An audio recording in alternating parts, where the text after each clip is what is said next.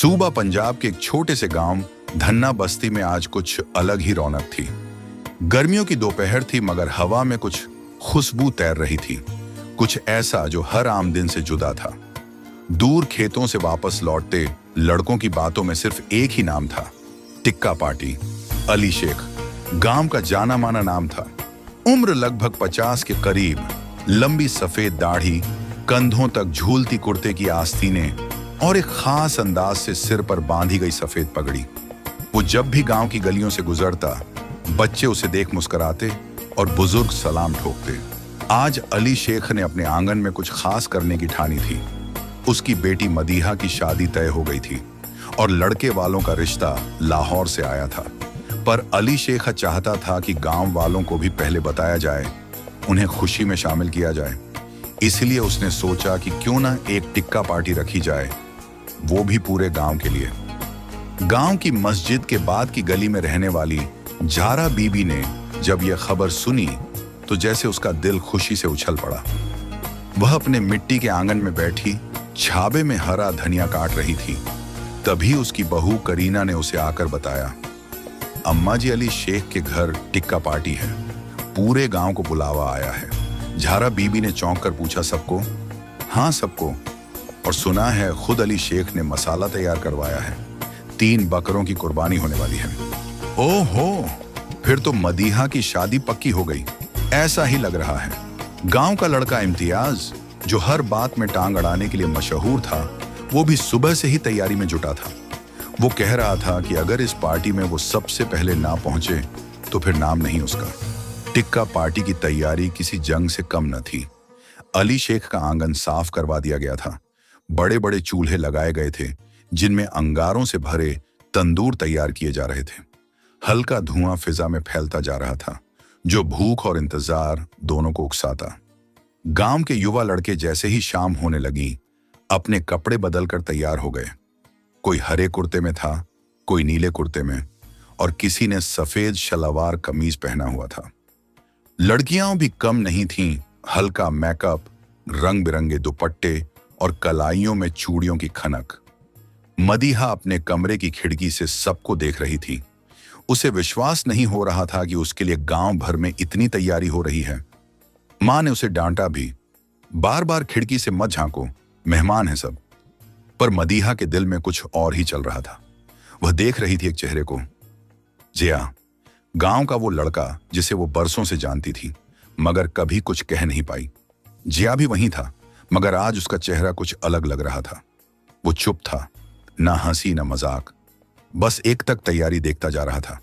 उसका दिल कह रहा था कि ये सब कुछ उसके लिए नहीं, किसी और के लिए हो रहा है। शाम के करीब सब इकट्ठा होने लगे। बड़ी सी चादरें बिछा दी गई थीं, ऊपर बिजली की लाइटें टांग दी गई थीं, जिनके रंग बदलते रहते थे, कभी हरा, कभी नीला, कभी पीला। गाने भी बजने लगे, पुराने पाकिस्तानी लोकगीत। माहौल में गर्मी थी, शोर था, खुशबू थी और एक अद्भुत उत्साह था। जब पहला टिक्का तैयार हुआ तो उसे सबसे पहले मस्जिद के मौलवी साहब को पेश किया गया। ये गांव की परंपरा थी। मौलवी साहब ने दुआ की और फिर सब खाना शुरू हुआ। तभी भीड़ में हल्की सी खलबली हुई। मसाले में नमक ज्यादा है, किसी ने धीरे से कहा। फिर दूसरी तरफ से आवाज आई, नहीं नहीं, बिल्कुल परफेक्ट है। कुछ लोगों ने हंसकर कहा, शायद किसी की जुबान तीखी हो गई है। इस सब के बीच जिया चुपचाप बैठा रहा। उसे किसी मसाले की परवाह नहीं थी। उसकी आंखें मदीहा को ढूंढ रही थीं। और मदीहा, वो खिड़की से दूर होकर कमरे के कोने में बैठ गई थी, चुपचाप, बिना कुछ कहे, शांत थी। लेकिन उस खामोशी में भी लोग बातों में डूबे हुए थे। हर घर में टिक्के की बात हो रही थी, मसाले की तारीफें, जरा सी शिकायतें और अली शेख की दरिया दिली के चर्चे। मस्जिद के पास वाले टीले पर बैठे इम्तियाज ने अपने दोस्तों को बताया कि उसने 3 टिक्के अकेले खाए और फिर 2 अपने अब्बा के लिए पैक भी करवा लिए। एक और लड़का बोला, तूने खाए जरूर होंगे मगर सबके हिस्से में कम करवा दिए। हंसी छूट पड़ी। बच्चों का शोर, पक्षियों की चहचहाहट और हल्की धूप ने गांव को वापस जीवन में ला दिया। उधर मदीहा का दिल अब भी उलझा हुआ था। पार्टी खत्म होने के बाद उसकी मां ने उससे साफ कहा था कि अब वो अपनी जिम्मेदारी समझे। लाहौर वाले लड़के के घर से फोन आया है और वो लोग मदीहा से मिलने अगले हफ्ते आ रहे हैं। मदीहा चुप रही, उसने सिर झुका लिया। उसकी आंखों में न खुशी थी न डर, बस एक शांत सी बेचैनी थी। जिया अब भी उसे भूल नहीं पाया था। उसने पार्टी के बाद खुद को खेतों में झोंक दिया था। सुबह से शाम तक हल चलाना, पानी देना, और जब थक कर बैठता तो मदीहा की झलक आंखों में लौट आती। उधर गांव में कुछ हलचल और थी। एक पुराना रिश्तेदार आया था, मदीहा की मां का ममेरा भाई, नाम था नसीर। वो लाहौर में रहता था और वही लाहौर वाले लड़के के रिश्ते की सिफारिश लेकर आया था। अली शेख ने पूरे सम्मान से उसका स्वागत किया। नसीर बहुत बातूनी था।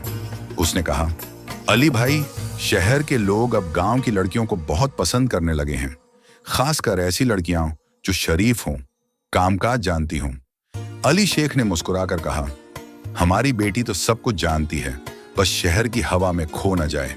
नसीर ने हंसते हुए जवाब दिया, हवा नहीं भाई साहब, एसी है अब तो। शाम को जब अली शेख ने मदीहा से बात की तो वह फिर भी चुप रही, पर इस बार उसकी आंखें बोल रही थीं। अली शेख समझ गए थे, लेकिन वो बाप थे। बेटी की खामोशी और जमाने की सच्चाई के बीच झूल रहे थे। रात में मदीहा छत पर बैठी थी। ठंडी हवा चल रही थी। गांव की लाइटें दूर तक टिमटिमा रही थीं।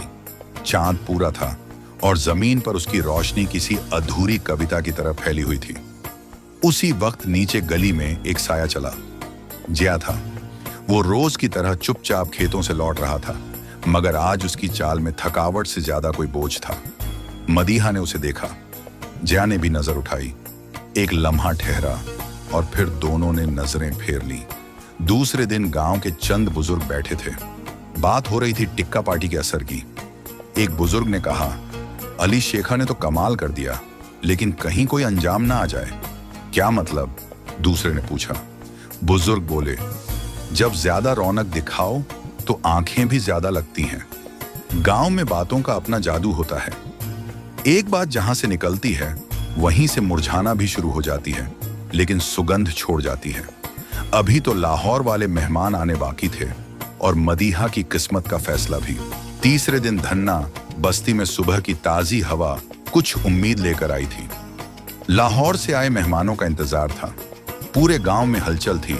सबकी निगाहें मदीहा की ओर टिकी थीं। अली शेख ने बेटे जिया को बुलाया। उसने धीरे से कहा, बेटा, ये सब तेरे लिए भी एक नई शुरुआत है। अब समय है बढ़ने का, अपने दिल की सुनने का। जिया ने सिर झुकाया, लेकिन उसके दिल में अभी भी अनसुलझे सवाल थे। मदीहा से उसकी दूरियों का क्या होगा? क्या ये रिश्ता बस एक गांव की कहानी बनकर रह जाएगा? शाम को जब मेहमान आए तो पूरे गांव ने उनका दिल से स्वागत किया। लाहौर के लड़के और उनके परिवार वाले बड़े नम्र और सभ्य थे। मदीहा की मां ने खुशी से उनकी मेजबानी की। मेहमानों ने टिक्का पार्टी की तैयारी की तारीफ की और अली शेख की मेहमान नवाजी की खूब सराहना की। लेकिन मदीहा की नजरें जिया को ढूंढती रहीं और जिया भी बार बार मदीहा को देखता रहा। रात को जब सबने साथ में खाना खाया तो एक अलग सी गर्माहट थी। बातें, हंसी और मुस्कानें थीं, लेकिन दिलों में एक अनकही चाहत भी थी। अली शेख ने मदीहा को बुलाया और बोला, बेटी, अब वक्त है तुम्हारे नए सफर का। हम सब तुम्हारे साथ हैं। मदीहा ने नर्म मुस्कान के साथ कहा, पापा, मैं तैयार हूं। जिया ने साहस जुटाया और मदीहा के पास जाकर कहा, मैं जानता हूं कि मेरे लिए यह आसान नहीं था, पर मैं हमेशा तुम्हारे साथ रहूंगा। मदीहा की आंखों में आंसू थे, मगर खुशी के आंसू। उसने कहा, जिया, तुम्हारे बिना ये खुशी अधूरी थी। उस रात धन्ना बस्ती की ठंडी हवा में एक नई कहानी की खुशबू फैल गई, जहां रिश्ते केवल रस्मों तक सीमित नहीं थे, बल्कि दिल से जुड़ने लगे थे।